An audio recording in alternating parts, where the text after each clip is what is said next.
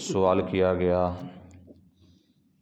کہ نبی اکرم صلی اللہ تعالی علیہ وسلم نے اپنی مبارک زندگی کے اندر کیا کبھی آذان دی،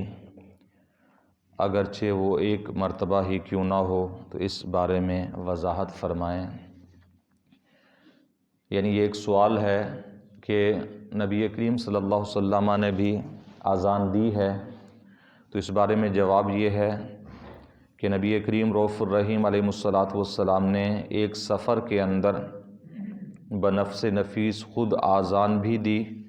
اور خود ہی اقامت کہی اور خود ہی نماز ظہر پڑھائی۔ یعنی سفر کے عالم میں تھے اور آپ علیہ الصلوۃ والسلام نے کہ آپ کے ساتھ صحابہ بھی تھے، لیکن خود ہی آذان دی، اقامت بھی خود پڑھی اور اس کے بعد جماعت بھی کرائی۔ نبی کریم صلی اللہ علیہ وسلم نے اپنی ساری زندگی کے اندر جو روایات سے ثابت ہے وہ یہ ہے کہ ایک مرتبہ آپ علیہ الصلوۃ والسلام نے آذان دی ہے، اور اس میں یہ بھی ذکر ہے کہ اقامت بھی آپ علیہ الصلوۃ والسلام نے خود کہی۔ تو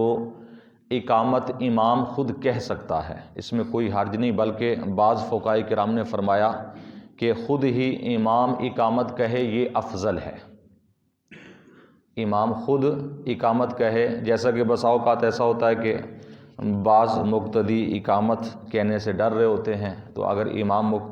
جو ہے وہ اقامت کہہ لے تو اس میں کوئی حرج والی بات نہیں ہے، بلکہ سنت ہے اور بالکل صحیح ہے۔ اگر کوئی مقتدی بھی اقامت کہہ لیتا ہے تب بھی ٹھیک ہے، امام اقامت کہہ لے تب بھی ٹھیک ہے، اس میں کوئی حرج والی بات نہیں ہے۔ لیکن ہاں یہ ہے کہ اقامت کا ثواب اپنا ہے، جو بھی کہے گا ثواب اسے ملے گا۔ جیسے اذان کا اجر و ثواب ایک عظیم ہے، ایسے ہی اقامت کا عظیم اجر و ثواب ہے۔ جو کوشش کر کے اقامت کہے گا، اذان کہے گا، تو اسے اس کا اجر و ثواب ملے گا۔ اور دوسرا سوال اعلیٰ حضرت علیہ رحمت سے یہ کیا گیا کہ ایک شخص نے مسجد کے اندر کسی عورت سے بدکاری کی، نعوذ باللہ من ذالک، تو اب وہ شخص مسجد میں مؤذن بھی ہے، تو کیا وہ مؤذن رہ سکتا ہے؟ اور کچھ لوگ ایسے ہیں کہ جو اس کو مسجد میں رکھنے کے لیے مصر ہیں، تو اس بارے میں شرعی حکم کیا ہے؟ تو اعلیٰ حضرت علیہ رحمہ جواب ارشاد فرماتے ہیں کہ نسأل اللہ العافیہ، ہم اللہ تعالیٰ سے عافیت کا سوال کرتے ہیں۔ اور فرمایا کہ اگر یہ امر ثابت ہے، یعنی بسا اوقات تو ایسے الزام تراشیاں بھی ہوتی ہیں، اور واقعی یہ بات اگر ثابت ہو جائے کہ ایسا معاملہ ہوا ہے، تو فرمایا کہ زید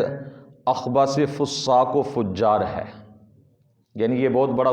گناہ گار ہے، فاسق و فاجر ہے۔ اور فاسق کی اذان اگرچہ اقامت شعار کا کام دے،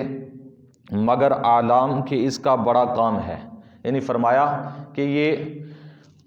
اذان یہ دین اسلام کے قائم ہونے کا یہ شعار ہے، یعنی دین اسلام کی سمجھ لیں ایک بنیاد ہے، اسی پر دین اسلام قائم ہے۔ تو اس کا کام کرنا جو فاسق و فجار ہے اس کے لیے یہ جائز نہیں ہے۔ اور فرمایا کہ نہ فاسق کی اذان پر وقت روزہ نماز میں اعتماد جائز ہے، لہٰذا مستحب ہے کہ اگر فاسق نے اذان دی ہو تو اس پر قناعت نہ کریں، بلکہ دوبارہ مسلمان متقی پھر اذان دے۔ تو جب تک یہ شخص صدق دل سے تائب نہ ہو اسے ہرگز مؤذن نہ رکھا جائے، مسجد سے جدا کر دینا ضرور ہے۔ یعنی اعلیٰ حضرت علیہ رحمہ نے یہ جواب دیا ہے کہ اگر کوئی فاسق، یعنی یہ تو یہ ہے، اس کے علاوہ بھی اگر کوئی فاسق و فاجر ہے، تو فاسق و فاجر اسے کہتے ہیں کہ جو اعلانیہ گناہ کرتا ہو، کوئی بھی گناہ کبیرہ یا صغیرہ بار بار کرتا ہو اور اعلانیہ کرتا ہو، تمام لوگوں کو پتہ ہے، پورا معاشرہ جانتا ہے کہ فلاں شخص یہ گناہ کرتا ہے، تو ایسا شخص جو ہے وہ فاسق کہلاتا ہے۔ تو فاسق کی نہ امامت جائز ہے، نہ اس کی اذان پر اعتماد ہے۔ اگر وہ روزے کا بھی وقت بتاتا ہے، روزہ افطار کراتا ہے، کھلواتا ہے، تب بھی اس پر شرعی طور پر اعتماد جائز نہیں ہے۔ اگر اذان ایسا شخص دے بھی تو حکم یہ اعلیٰ حضرت فرماتے مستحب یہ ہے، لازم تو نہیں ہے، لیکن اذان بہرحال اس کی ہو تو جائے گی، لیکن اگر کوئی فتنہ و فساد کا خطرہ نہیں ہے تو مستحب یہ ہے کہ دوبارہ اذان دی جائے۔ جو متقی پرہیزگار شخص ہے وہ دوبارہ اذان دے۔ اور یہاں پر ایک اور یہ بھی مسئلہ بتایا ہے کہ اسی طرح کوئی بھی ناقص العقل شخص ہے، ناسمجھ بچہ ہے، اس کی اذان درست نہیں ہے۔ یعنی ایک دیوانہ شخص ہے، اس کا عقل سے کام نہیں کرتا۔ فاسق و فاجر کی تو بات علیحدہ ہے کہ اس کی بھی اذان پر اعتماد نہیں ہے، اور ایسے ہی ایک شخص وہ ہے کہ جو دیوانہ ہے، جس کا عقل مکمل نہیں ہے، پاگلوں والی حرکتیں کرتا ہے، اور یا ہے بچہ ہے، عقل مند ہے، عقل ٹھیک ہے، لیکن نہ سمجھ بچہ، اسے اتنی سمجھ نہیں، شعور نہیں ہے وضو وغیرہ کی یا اذان کی الفاظ کی، ویسے تو دینی مسائل کی اسے سمجھ نہیں ہے، تو ایسے بچے کی بھی اذان درست نہیں ہے۔ ہاں اگر بچہ سمجھدار ہے کہ نماز کی بھی سمجھ رکھتا ہے، اذان کی بھی سمجھ رکھتا ہے، وقت کی بھی سمجھ رکھتا ہے، تو ایسا بچہ اذان دے سکتا ہے، اس کی اذان درست ہے۔ اور اس کے علاوہ کہ لوگوں کی، فاسق و فجار کی، پاگلوں کی، یعنی جو عقل مند نہ ہوں، ان کی اذان کے اندر اعتماد جائز نہیں ہے۔ تو یہاں پر کافی عبارتیں فقہاء کرام کی اعلیٰ حضرت علیہ رحمہ نے نقل فرمائی ہیں کہ اگر کوئی ایسا شخص، ایسا ناسمجھ بچہ یا فاسق و فاجر یا دیوانہ کوئی اذان دے دیتا ہے تو شرعی حکم یہ ہے کہ اس اذان کو دوبارہ دہرایا جائے، یہ زیادہ بہتر ہے۔ تو اللہ تعالیٰ کی بارگاہ میں دعا ہے کہ نبی کریم صلی اللہ علیہ وسلم کے وسیلہ سے